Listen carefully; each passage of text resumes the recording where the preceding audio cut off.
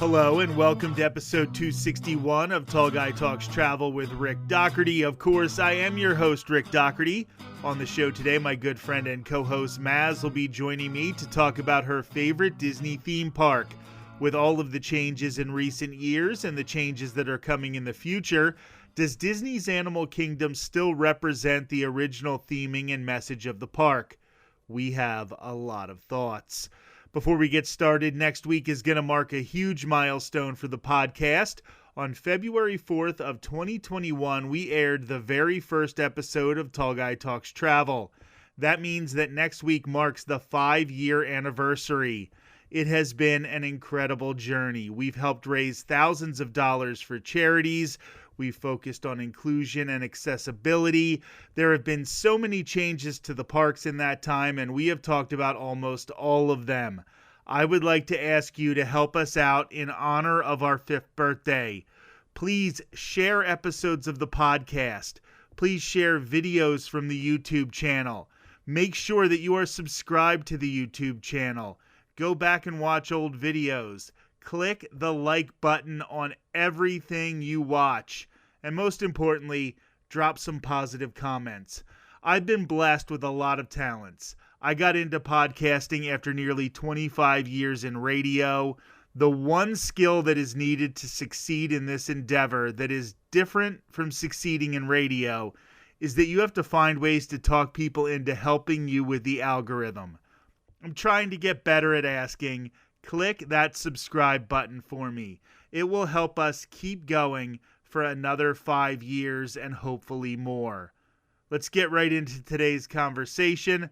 Thanks for being here, Maz. Hello. Happy to be here. So, it was really easy to get Maz to want to do this episode because we are talking about her favorite theme park, I believe, in the world, right? Yes, that's correct.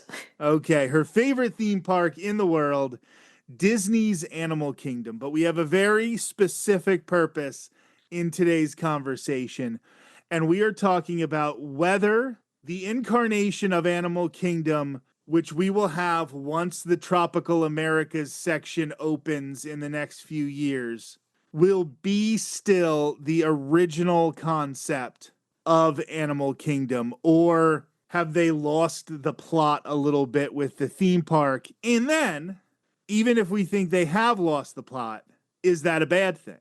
So we're going to talk about all of that in today's episode, and we're going to move counterclockwise around the park. I want to start with Pandora, the world of Avatar, because if there's ever an area that is a little bit of a stretch, this is the one where they are stretching the most to try to get the Pandora Avatar theme into Animal Kingdom. They're focusing on conservation, they're focusing on the environment, but they're trying to shoehorn a very popular intellectual property. I'm actually not 100% sure it's as popular as everybody thinks, but that's a conversation for a whole nother episode. It is a popular land in this theme park. So what do you think about Pandora specifically when talking about the theme of the park overall? Yeah, I think it's definitely shoehorned in there. And I think that it's one of those things that the Imagineers knew they were shoehorning. So you get instances of, especially in like Flight of Passage, you get instances of pre-show ride dialogue that's very clunky to be like, yeah, you're gonna ride the Ikran and hey, conservation. Hey, did you know conservation's important? Enjoy the ride. And you're like, oh, okay. So you really like wanted to make sure that somewhere this was said.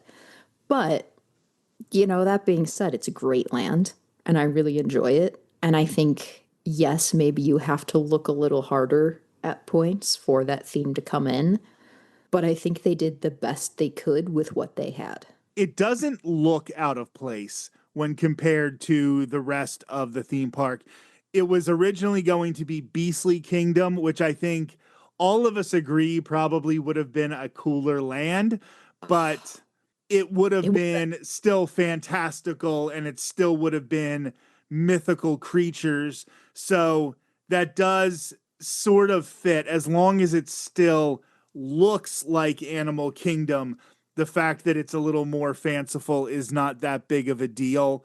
Like you said, it is a great land. It has quite possibly the best quick service, at least in any of the theme parks with Satuli. It has Flight of Passage, which is an amazing ride. It has Navi River Journey, which, if the line isn't too long and the animatronic is working, is definitely a worthy attraction. It's a nice, relaxing attraction, and it has that really cool animatronic. They had Joe Rohde, the Imagineer, work on this land before they got rid of him and kind of forced him to retire. I think because they wanted to tie it in to the rest of the park. They wanted to do the best job possible because the entire park was kind of his baby. So if they could have him work on this land, they could say they had his stamp of approval for it. So this is one of the areas where when we come back and talk about whether the land has, when we come back and talk about whether the park has lost its way, this is going to be one of the places where we might have to take a look. But I do think on its own, just separating it from anything else, they did a pretty good job of getting the land right. I fully agree. I think it flows really well in terms of transitionally when you're walking into and out of it in the park. They did a great job. It feels like Animal Kingdom. And to set the record a bit early on, if we had gotten Beastly Kingdom, that would have been likely even less connected to a conservation theme. So it's just something to think about. Although Joe Rohde would have had the opportunity to connect that to a conservation theme as well. So he Let's probably just would let have him do done. everything forever. Just let Joe Rohde be in charge of everything. Well, letting him go is certainly a decision, and we have been talking about a future episode where we will probably discuss that decision more in depth. So if you take the almost secret walkway back to the Africa section, this one of the original lands, and this fits perfectly. It has Festival of the Lion King, which, okay, maybe isn't the biggest conservation message, but it focuses on the animals. It has the music that we all love from the Lion King. It is one of the best just overall experiences in any of the Walt Disney World theme parks. And then the land is so incredibly themed. You know, you have Kilimanjaro Safari. This is the land that basically personifies this park. Yes. I mean, really, the safari is Animal Kingdom. When you think about something being the iconic ride of that park, that is the safari. And getting to see the animals up close, getting to learn about the animals, I think is really important because, now suddenly these animals aren't just ideas or something you may see in more of a zoo setting, but you actually get to see them roaming. You get to really learn more about them. And I think that brings a connection to a lot of people that helps you really care about them and how they fare in the world. And I think it's very important. And most importantly, when you're talking about conservation and appreciating these animals, when Maz and I were on the Gorilla Falls Trail in December of 2023, and we got to see a gorilla at the top of a very large tree, and he relieved himself. And that is the kind of thing that just personifies a theme park. And I think when Joe Rohde was putting together Disney's Animal Kingdom, he was thinking of that exact moment.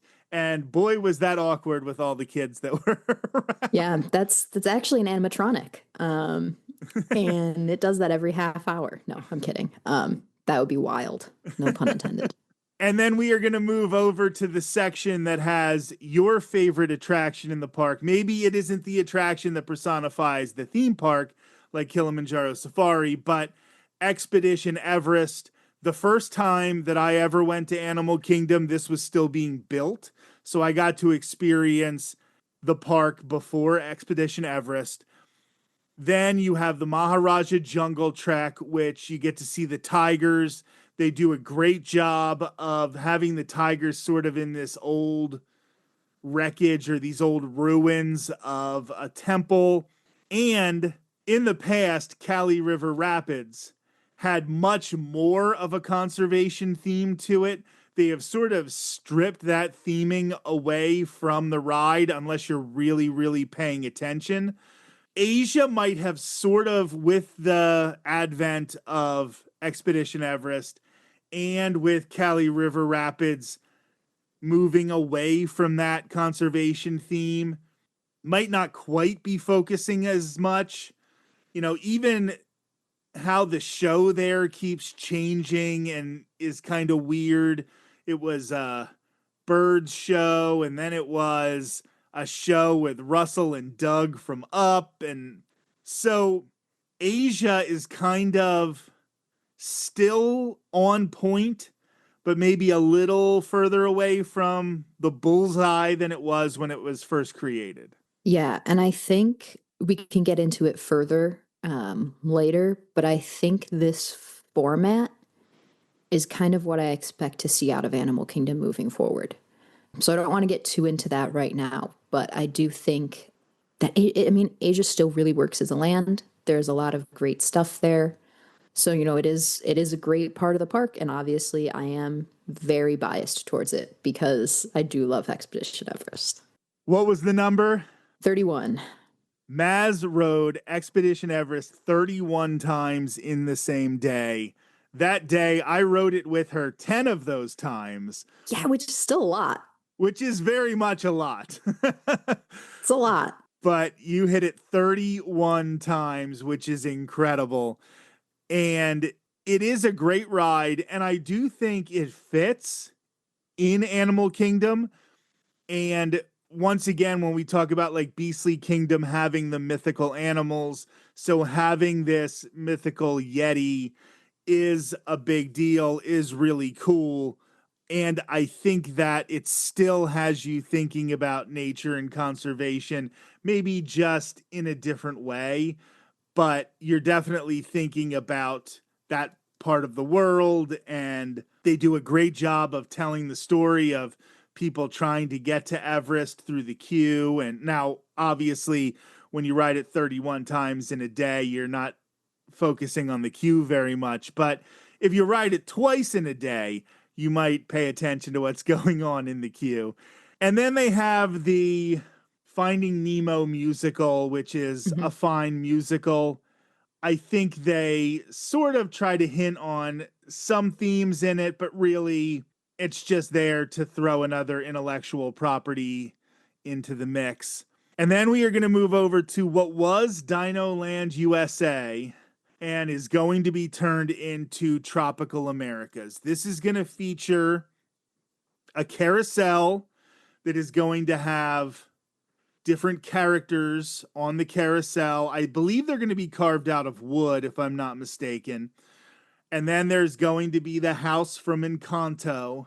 We are imagining they're going to focus on the kid who talks to animals. I would That's have the to guess. think, right.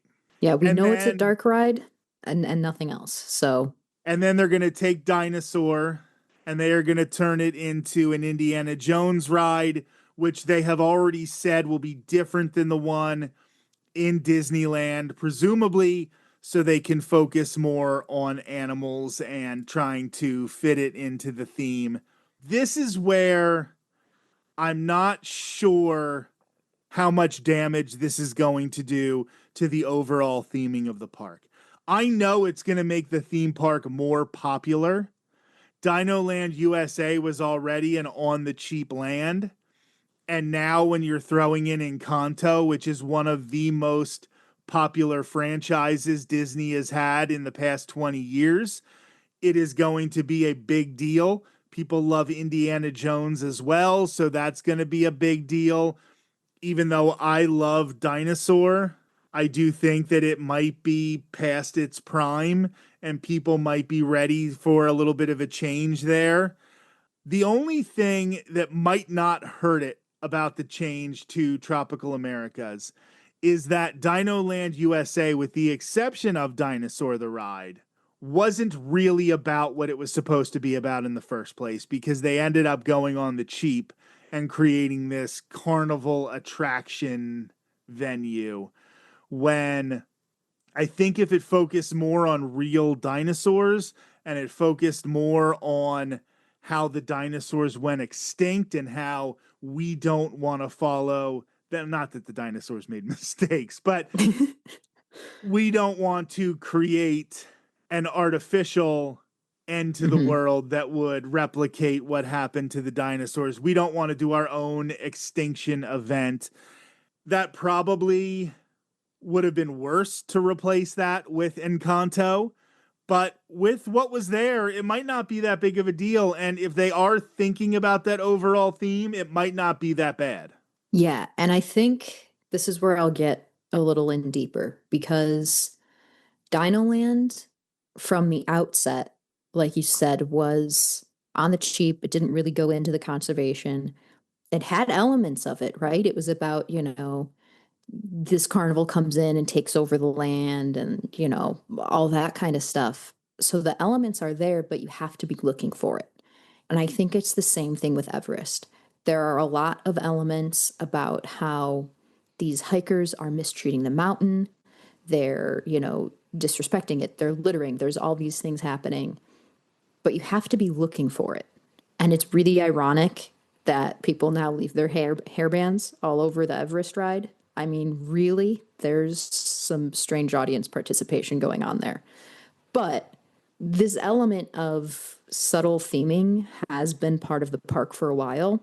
And I think that's what we're going to see more of. I think that there will be nods to it throughout Tropical Americas because I can't imagine they give it up altogether. But I think it is going to be a thing where, similar to Pandora, you do kind of have to be looking for it and making those connections and digging into the park itself, which the average park goer is not going to do.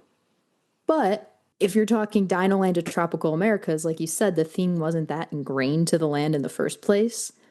So it's not really like you're losing a large part of that theming. And there is potential that they could go even more into it. It's hard to know. And I think that's a great point when you talk about, will the people pay attention? Will the average guest pay attention?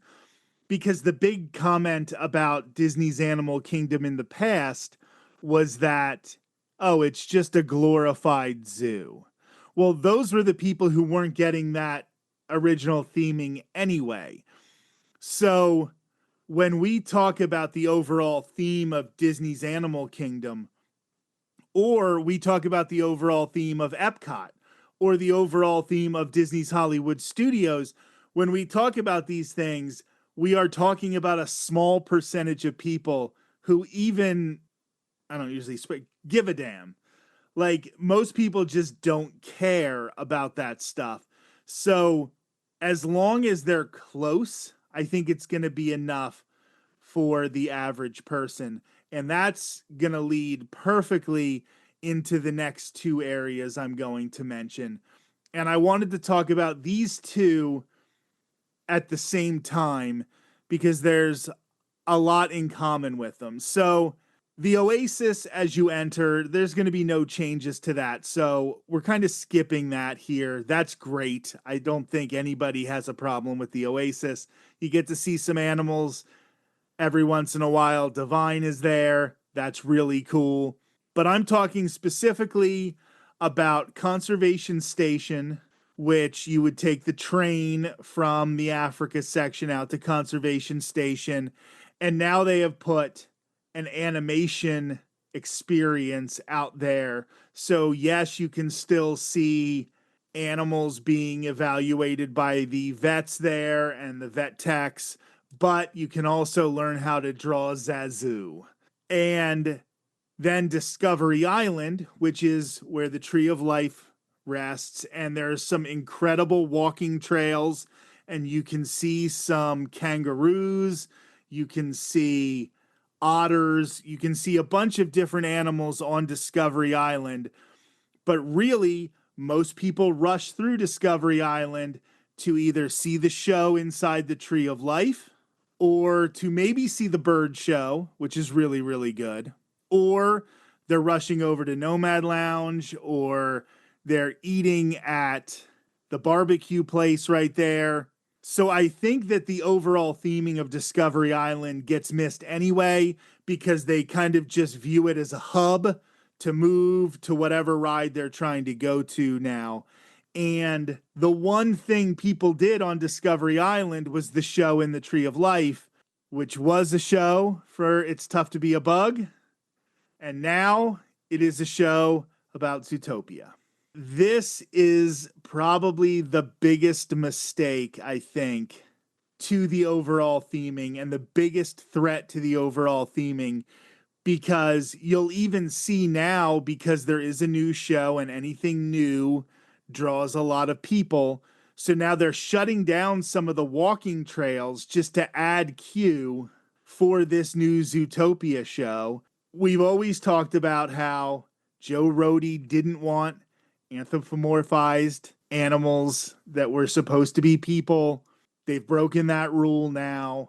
Yes, it appears to have a very impressive animatronic, but It's Tough to Be a Bug had a very impressive animatronic. So what are your thoughts on both Conservation Station and how that's sort of been moved away from the conservation focus, and then really big on Discovery Island? Yeah, I think Conservation Station, honestly, I think the addition of the animation drawing area is a positive because I think a lot of people skipped it. And I think now when you tell people like, oh, you can go sit inside for like 20 minutes and learn how to draw Zazu, people are a little more inclined to be like, oh yeah, maybe we'll take the kids over and do that. And while they're there, then they end up going into the medical center. They learn a little bit more, hopefully. And so I think it's good in terms of getting people there because I think a lot of people did just go right by it. Well, and I was just going to say there's also the petting zoo out there. And inevitably, if you take the kids out to draw Zazu, then they're going to go to the petting zoo because there's no way you're keeping your kids away from that. Just please make sure they wash their hands on the way out. Yes, yes, yes, yes. Please, soap and water, wash the hands.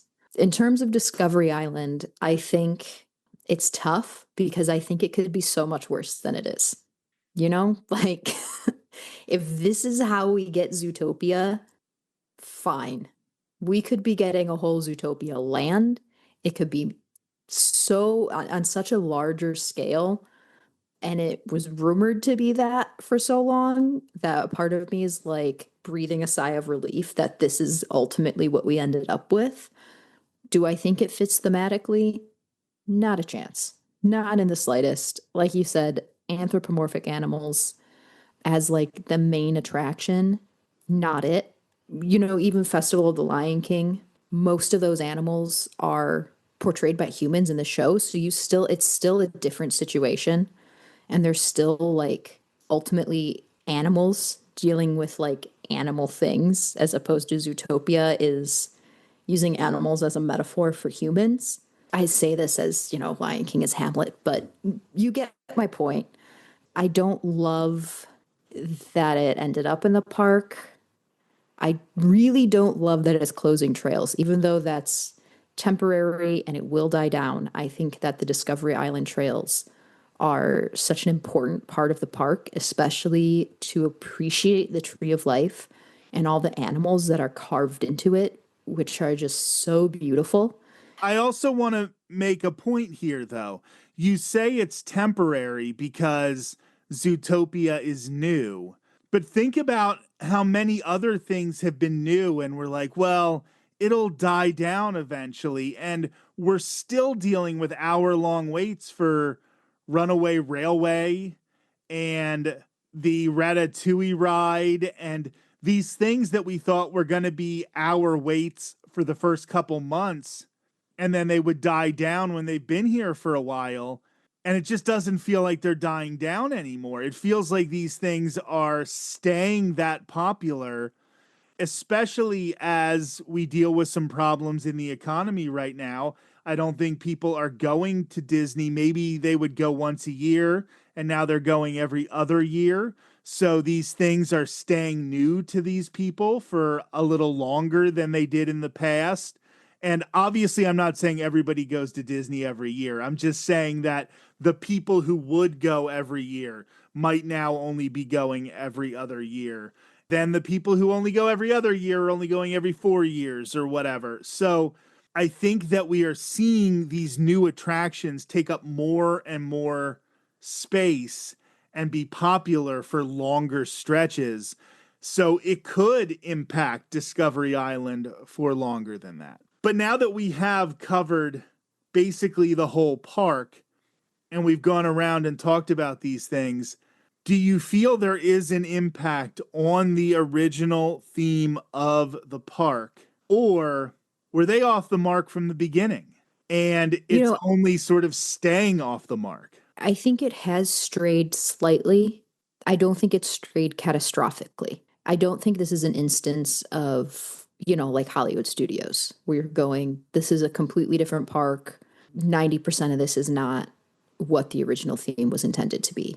I do feel like overall Animal Kingdom is still Animal Kingdom, and you do still have a lot of conservation, a lot of focus on animals.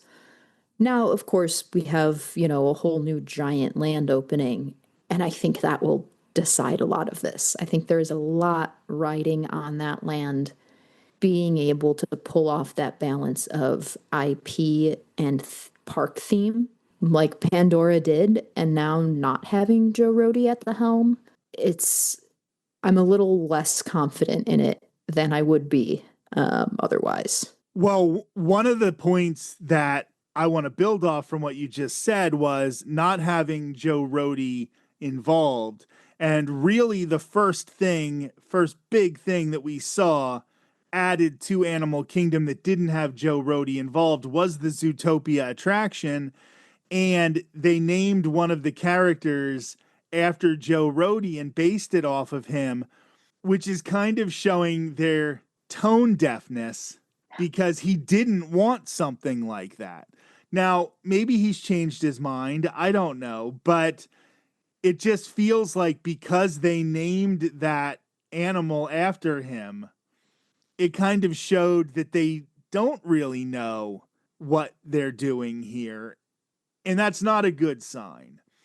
I'm going to say, in my humble opinion, the theme of Disney's Animal Kingdom, the purpose of Disney's Animal Kingdom being a park about conservation, trying to have people learn something and trying to have people take lessons from the theming of the theme park, from Maharaja Jungle Trek, from Gorilla Falls Trek, from Kilimanjaro Safari, Conservation Station, all of these things, it was based on the willingness of the guest to want to be immersed in this theming, to want to go to Tiffin's and look at some of the pictures from different places where the Imagineers went to come up with the theming of these lands, and to look at some of the carved images in the pylons. And it was on the guest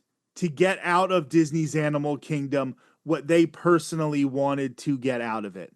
If you want to go to Disney's Animal Kingdom and you want to ride Pandora rides, Expedition Everest, and the Encanto ride, and then leave, you're going to leave thinking that it's a half-day park. And if you want to walk around all of the trails, you're going to think it's a 2-day park out of your vacation.